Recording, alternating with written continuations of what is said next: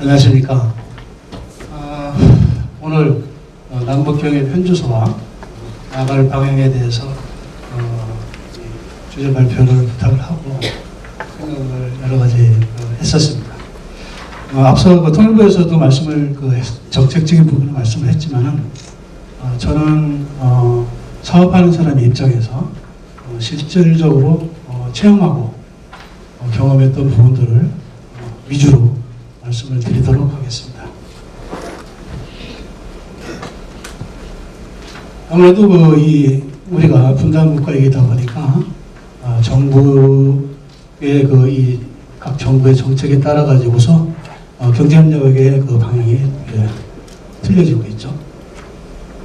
이것을 감안해서 두 번째로는 우리 기업들이 경력을 어떻게 하면 잘 할 수 있겠는가 하는 부분들은 제가 2000년부터 실질적으로 이 국가의 경제협력 사업을 통해서 얻었던 그 경험들을 간단한 사례를 들면서 말씀을 드리려고 합니다. 지난 30년 동안의 경제협력 현황을 정리하다 보니까 지금 보시다시피 빨간불, 노란불, 또 파란불, 뭐가 현상이 신호등가 들어가지고 이게 이 정부에 따라 가지고서 준비를 하고 또 사업을 진행하다가 중단되는 이런 순환이 지금 현재 되고 있습니다. 근데 여기서 중요한 것은 이 신호등을 그동안에는 우리가 조작할 수 있는 그런 형태였었지만은 어느 날 갑자기 이제 외부의 영향을 받아서 조작을 할 수밖에 없는 그런 상황이 현재 상태의 이 남북경협의 상태라고 생각을 합니다. 30년간의 그 사업 중에서 몇 가지를 특징을 찾아보게 되면 15년 동안은 파란불입니다. 이 노태우 정부부터 시작을 해서 남북경협의 실마리는 김영삼 정부에서 시작이 됐습니다. 경제인들이 방문을 할 수 있도록 풀어놓고 시범적인 사업을 진행할 수 있도록 했죠. 그리고 김대중 정부에 들어서서는 지난 정부의 이 활성화 조치를 대폭적으로 풀었습니다. 자유로운 경협이 될 수 있도록 제도적으로 뒷받침을 했죠. 노무현 정부에 들어서는 기존 사업을 확대 발전시키고 정부 차원에서 대형 프로젝트를 진행할 수 있는 그런 길을 열었습니다. 이 세 가지 3대 정부의 특징은 지난 정부의 대북 정책을 그대로 개성하고 확대 발전시키는 그런 특징을 가지고 있다는 것이 우리가 생각해야 될 부분이 되겠습니다. 2008년도부터는 빨간불입니다. 아시다시피 이명박 정부가 들어서면서 이 남북관계가 아주 안 좋아지기 시작했어요. 그 시기에 맞춰서 또 이상한 사건들도 발생이 되고 하다 보니까 개성공단을 제외한 남북경협이 중단이 됐어요. 근데 또 박근혜 정부에 들어서는 그나마도 유지했던 개성공단마저도 일방적으로 이제 폐쇄를 하게 됐죠. 이 과정에서 제가 이 사업하는 사람으로서 느낀 그 부분들은 왜 지난 정부의 이 경험, 대북 제재, 대북 이 사업에 대한 경험도 엄청난 그런 노하우인데 이것을 정권이 바뀌었다고 해서 받아들이지 않고 사장을 시키고 또 지난 10년이라는 기간 동안에 아무것도 하지 않다 보니까 대북 라인이 완전히 단절이 됐습니다. 그에 반해서 북한은 변한 게 없죠. 저는 지금까지 제 예전에 이 파트너가 현재까지 그대로 유지됐기 때문에 지금까지 이 자리에서 말씀을 드릴 수 있는 기회가 됐었는데요. 아쉬웠던 부분들이 그것입니다. 어찌됐든 간에 정권이 틀린다 하더라도 우리가 정부를 운영하는 그런 입장에서는 반드시 지난 정권의 경험도 받아들여야 되지 않겠는가 하는 것이 현실적으로 제가 느꼈던 부분들입니다. 2017년 들어서 이건 제가 파란불일까 노란불일까 이 고민을 하다가 그냥 두 가지를 표현을 했는데요. 2017년 들면서 문재인 정부가 들어서면서 남북관계가 급속하게 호전이 됐습니다. 2018년 평창 올림픽이 시작되면서 북한이 갑작스럽게 참석을 하게 됐죠. 이걸 기회로 해가지고 4월 27일 날 역사적인 판문점 회담이 이루어졌어요. 역시 비핵화에 대한 선언이 가장 중요하지만은 무엇보다 중요한 것은 정부가 바뀌면서 남북 경협에 대한 새로운 방향을 설정을 할 수 있게끔 기회를 열었다는 겁니다. 6.15 선언에 대한 사업과 그 다음에 14 공동성명에서 발표했던 이런 사업들을 그대로 지속할 수 있는 그런 길을 열었고, 같은 해에 우리 대통령으로서는 처음으로 평양에서 평양 주민들을 대상으로 평화연설을 했죠. 여기에서 다시 남북 군사합의를 하면서 완전한 적대 행위를 없애고로 해가지고서 그야말로 남북 간의 경협은 이제 탄탄대로구나 생각을 했었는데, 아시다시피 미국과의 어려움 때문에 이 경협은 현재 답보 상태에 있습니다. 이렇게 잠깐 이 지난 정부의 경제 협력에 대한 상황을 살펴보면서 그럼 우리가 우리 기업들이 어떻게 하면은 그 경협을 잘 할 수 있겠는가? 이 경협은 말 그대로 경제 협력을 하기 때문에 이론상으로는 절대 안 됩니다. 저희들이 평양에 가고 또 개성에 가고 또 함경도에 가고 직접 현장에 들어가서 기업가들이 직접 부딪히면서 그들이 필요한 부분들을 해결해 줘야지만 이게 경제협력입니다. 그런 차원에서 제가 그동안에는 사실 제가 공개를 못했지만 이제는 세월이 좋아졌기 때문에 지난 사진들 좀 공개를 하면서 잠시 말씀을 드리겠습니다. 우리가 미사일이 막 올라가고 있는데요. 우리가 북핵 사업을 하는 데 있어서는 여러 가지 이 어려움이 있습니다. 그 중에서도 북한의 그 핵 문제를 전제로 해서 주변국들의 이해관계가 얽히고 설키고 하다 보니까 아주 복잡한 상황이 전개되고 있습니다. 우선 우리나라의 입장에서 봤을 때는 남북 경협에 대한 준비는 충분히 하고 정책도 잘 만들었습니다. 그런데도 불구하고 대북 제재와 또 이 북한과 미국과의 그런 관계 때문에 사실 한 발짝도 못 나가는 그런 현상이 지금 벌어지고 있죠. 더군다나 내부적으로는 이 정당 간의 이 정책이 틀리기 때문에 단합자치도 안 되다 보니까 경협 사업은 더 어려워지고 있는 상황입니다. 반면에 북한의 입장에서는 이렇습니다. 이거는 제가 직접 북한의 당국자들하고 사업가들하고 만나면서 있던 그런 내용들 중에 그런 부분인데, 왜 우리 주변에 눈치를 보느냐. 우리 민족끼리 상생할 수 있는 그런 방법들을 찾아서 좋은 방법을 우리가 할 수 있는 것을 해보자 하는 그런 내용입니다. 그리고 아주 우리도 이 충격적이었지만은 9월 달에 우리 문 대통령께서 평양에서 연설한다는 거는 진짜 엄청난 결과입니다. 북에서도, 북한 주민도 마찬가지고. 여기에서 철도와 도로 또 그런 부분들에 대해서도 진행하기를 은근히 기대를 했었습니다. 그리고 기다리고 있었죠. 근데 베트남의 그 하노이 회담이 좀 안 좋게 됐습니다. 그러다 보니까 실망을 많이 하게 되고, 그 이후에 모든 남쪽의 이 사업에 관련된 인사에 대해서는 만남을 중지하라는 것이 중앙의 명령으로 직접 하들이 돼서 저도 사실은 수시로 연락하던 그런 것도 굉장히 조심스럽게 필요할 때만 연락이 되는 그런 현상이 됐어요. 지금 공식적으로는 남쪽 기업은 아무도 못 만납니다. 이번에 필리핀 가는 건 좀 특이한 경우였었지만, 그러면서 대외적으로는 미국을 우선적으로 두게 됐죠. 그래서 대부분 그동안에 통일전선부를 통해 가지고서 이 대북 대미 사업을 하던 것을 베트남 이후에 아시다시피 외무성으로 이 고리를 다 틀은 상태입니다. 중국의 입장에서 봤을 때는 미국이 외주 병력을 이용해 갖고서 통제를 하는 그런 상황인 것을 북한의 핵의 영향력을 가지고 자기들이 방어하는 그런 체제를 유지하는 거고, 러시아 입장에서는 이것을 이용해서 자국의 이익을 얻는 그런 방향으로 좀 찾고 있죠.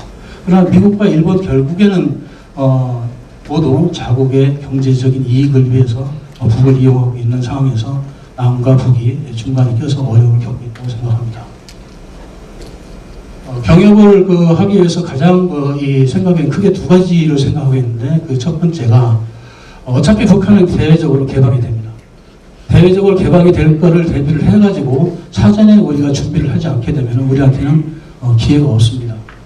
지난 70년 가까이 이 북한의 중국의 경제적인 종속 관계가 유지되면서, 이거는 이 당시 자체가 일본의 이 침략을 받을 때랑 다름없는 그런 과정을 지금까지 겪고 있다는 것을 북에서 스스로 얘기를 합니다.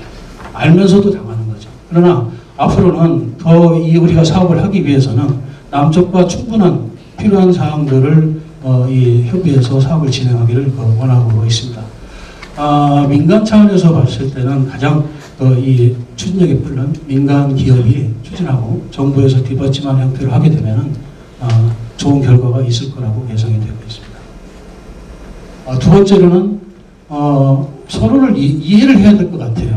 우리가 지난 이 경협이 중지되는 10년 기간이라는 기간 동안에도 저쪽은 저들은 계속 변하고 있었는데, 저희는 그거를 전달을 받고 교류가 없다 보니까 생각을 인식을 하지 못한 부분들이 많이 있습니다. 그래서 북을 이해하고 북에서 필요한 부분들을 우리가 같이 맞추면서 공동의 발전 방향으로 사업을 추진한다고 하게 되면은 반드시 길을 얻을 수 있다고 봅니다.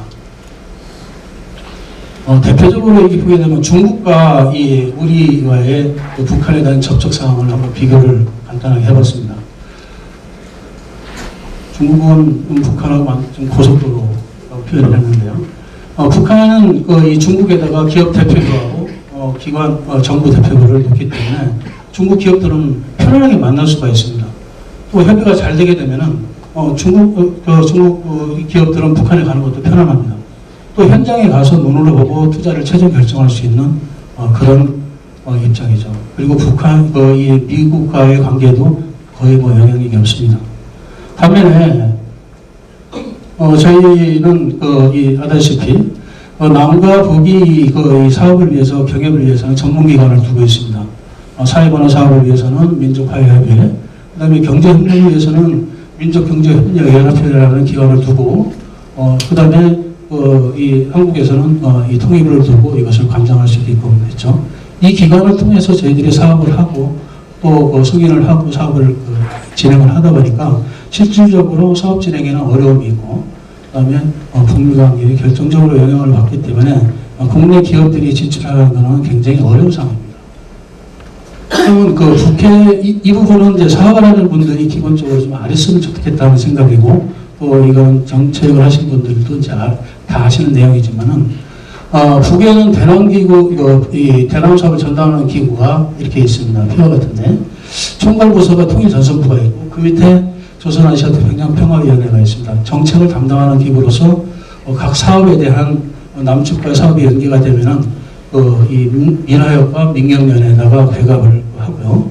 그 다음에 민경련 밑에는 각 전문 분야를 관장하는 5개 부서가 배치되어 있어서 경협에 관련된 부분들이 직접적으로 연계되어 갑니다. 여기서 제가 이 표를 말씀드리냐면은, 여기 보시게 되면은 이쪽에 이번에 필리핀 왔지만은 리종혁 부위원장과 김성애, 송명철 부실장의 나이입니다. 지금 김성애 실장은 55이고, 그 다음에 송명철 부실장은 50살입니다. 보통 일반적으로 이 북한에서 이 책상에 앉아서 일할 수 있는 정도 나이가 되려면 65세 정도 돼야지만 일을 할 수가 있습니다. 근데 신정부가 들어서면서 한 15년, 20년 정도가 확 줄어들고, 북한에 일을 하는 보통 이 일꾼들이 굉장히 젊어지고 전진에 배치되어 있습니다. 이것은 이 젊은 친구들을 통해 가지고서 이 대외 개방에 대비한 어떤 이 문물도 속도하고 준비를 충분히 하고 있는 그런 내용이라고 생각을 하고, 제가 대화를 해보니까 역시 변화가 많다는 것을 생각을 합니다. 이건 가장 최근의 현상입니다. 이번에 7월 24일부터 필리핀의 평화 포럼이 있었는데, 그때 저희 포천시 관계자분들을 모시고 이 북측 대표단을 만났습니다. 회장에서 이제 맞이하는 부분인데요. 지금 아래에 있는 부분은 작년에 경기도 초청으로 왔던 북측 대표단 6명입니다. 여기 명단은 안 받겠지만 이번에 특별히 이 민족경제협력연합회 부위원장인 박명철 부위원장이 참석을 했습니다. 그래서 금방 잘 아시는 분이 나올 텐데요. 이계상 부시장께서 이 북쪽 관계자한테 한탄강 이 세계 지질보호원 사업에 대한 공동 제안을 하고 그 외에 농업협력 관련된 사업을 전달을 하고 있는 상황입니다. 단체 사진을 찍은 거고요. 그러면은 지금 살펴본 것처럼 앞으로 가는 경제협력 사업을 어떤 부분들이 하는 것이 좋을까? 이것은 작년 4월 27일 이후에 제가 5월 13일 늘 평양에서 연락을 받았습니다. 그래서 사람을 보내니까 만나서 상의를 좀 해라. 그래서 6월 1일부터 3일 동안 심양에서 저희들이 이 남북 경협의 앞으로 발표에 대해서 상의를 했습니다. 여기에는 아태의 송명철 부실장과 민경련의 투자개발처장 또 민하협 또 총영사 관계되는 분들이 3일 동안을 아주 깊은 회의를 했습니다. 이 회의를 해서 앞으로 실질적으로 우리가 지금 민간을 통한 경협 사업에 필요한 부분들은 어떤 것이 좋을까에 대해서 상의를 했고 거기에서 사업에 대한 의향서를 작성을 하고 저희 협회와 그것을 앞으로 진행하기로 합의를 하고 그다음에 같은 해 이제 8월 29일 날 통일부 허가를 받아서 북한을 방문을 했습니다. 방문 기간 동안 3일 내내 세미나를 통해 가지고 저희들이 필요한 사업에 대해서 약 10대 과제를 지금 선정을 했었는데요. 여기에 갔다 와서 다시 이제 협약식을 정식으로 체결하고 사업을 진행하는 그런 내용입니다. 북과 하기로 했던 그 사업의 10대 사업 중에서 간단하게 이 관심이 가질 만한 사업들을 6가지를 정리를 해봤습니다. 북에서는 하부 구조를 개선하기 위해서 1차적으로 필요한 부분들이 에너지 생산입니다. 에너지가 있어야 모든 산업을 돌릴 수가 있겠죠. 그 다음에 식량 생산, 그리고 나서 여러 가지 관련되어 있는 하부 사업들을 진행하기를 원하고 있고 이 사업들은 북에서 원하는 사업들을 도출하고 난 다음에 이 도출된 그런 사업들을 남쪽과 협의해가지고서 진행을 하게 되면 시간과 비용도 줄이고 효율적으로 남북 경협이 될 수 있지 않겠는가 하는 그런 내용이 되겠습니다. 지금 광물 부분에 대해서는 별도로 지금 하나 뺐는데요. 북한이 국제 무역을 하는 데 있어서 가장 중요한 부분이 광물 자원입니다. 그래서 어느 국가든지 외화가 부족한 부분들은 물물거래를 하는데 구상무역이라고 하죠. 북한의 광물 자원은 앞으로 우리 민족이, 우리 남과 북이 이 경제협력 사업을 하는데 가장 중요한 수단이기 때문에 간단하게 먼저 말씀을 한번 드리고 넘어가려고 합니다. 북한의 광물은 엄청난 매장량이 있다는 것은 잘 알고 계시겠지만은 이 각 광종별로 지역별로 특화되어 있습니다. 그래서 우리 기업들이 개발을 하게 되면은 경제적으로 엄청난 이 효과가 있을 거로 생각되고, 그 다음에 특히 4차 산업과 관련되는 이런 히토리 금속 같은 경우에는 공동 개발을 하게 되면은 요즘에 이 일본이 우리한테 까불기는데 이런 부분들 얼마든지 개선해 나갈 수 있는 그런 부분 중에 하나라고 생각합니다.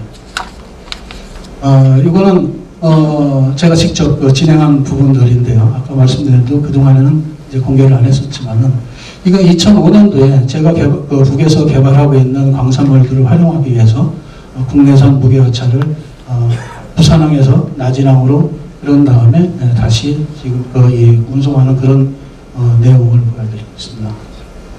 이거는 이 자강도에 거의 백두산 맞은편 쪽입니다. 자강도 우시에 있는 철광산입니다. 캐낸 원석 자체가 이 철의 품위가 58%로 엄청나게 이 좋은 그런 광산입니다. 이런 광산들이 북에 굉장히 많습니다. 우리가 이 관심 가져야 될 사항들입니다. 이것은 이 청진에 있는 김책 제철소입니다. 선철을 생산하는 사진이고 이 제가 한국에 공부하는 내용인데 여기 생산되는 선철은 세계 최고의 품질을 자랑하고 있습니다. 그래서 2010년도에 청진에서는 처음으로 5,800톤을 실어가지고 당진에 있는 동부제철에 직접 공급하는 것을 이제 그 입회도 저희 배로 공급을 한 겁니다. 근데 의사조치 이후에는 중단이 됐습니다. 가장 많이 가지고 오는 무연탄입니다. 무연탄은 연간 한 820만 톤 정도 사용하는 걸로 알고 있는데요. 국내에는 그 생산이 거의 안 되고 있는 걸로 알고 있습니다. 이 무연탄 부분들도 역시 의사조치 이후에 지금 공급을 못하고 있습니다. 그래서 이 경기도 입장에서 어떤 사업을 할 수 있을까? 이번에 한탄강 기적 프로젝트에 대해서 제안을 할 때 한탄강의 발원지가 이 평강 지역이라고 합니다. 강원도 안에 강원도 평강 지역인데 이 평강 지역은 사진에서 보다시피 그 북에서 개발한 세포등판이라는 지역의 일부분입니다. 이 2017년도에 완성된 이 세포등판은 1억 5천만 평, 우리나라의 광주시까지만한 정도의 크기라고 합니다. 이 지역과 연계해서 사업을 할 수 있는 부분들이 있지 않겠는가 하는 것을 생각을 해서 이 사업은 실제 제안을 한 상태입니다. 이게 개발이 완료된 세포등판의 전경입니다. 이 세포등판에는 약 2,000여 동의 축산물 가공기지를 포함을 해가지고 천세대의 주택단지가 있기 때문에 즉각 이 사업을 진행할 수 있는 여건입니다. 여기에 지금 제안한 것이 순환형 환경에너지 농축산업을 제안을 했습니다. 북에서 필요한 에너지를 생산을 하고 그 다음에 식량 생산에 필요한 가축을 키우고 다시 비료를 생산하고 전기를 생산하는 이런 순환형 이 사업을 제안을 했는데 굉장히 관심이 높습니다. 이 부분은 구체적인 사업 계획을 가지고 다시 논의를 하기로 했습니다. 그러면 일반 기업들이 지금까지 이렇게 말씀드린 내용들에 대해서 그럼 북하고 어떻게 접근을 해야 되겠는가? 이 참고는 당연히 이제 통일부를 통해서 해야 되겠지만은 국내 기업들이 북에 대해서 좀 이해를 많이 해야 될 부분들이 많기 때문에 저희 협회에서는 이 기업들이 필요한 제반 사항에 대해서 저희들이 언제라도 연락을 주시면은 아시는 저희가 그 경험한 부분을 포함해서 직접 이 도움을 드리고 협조를 할 예정입니다. 짧지만 간단하게 지금까지 이 보고를 이 말씀을 드렸습니다. 감사합니다.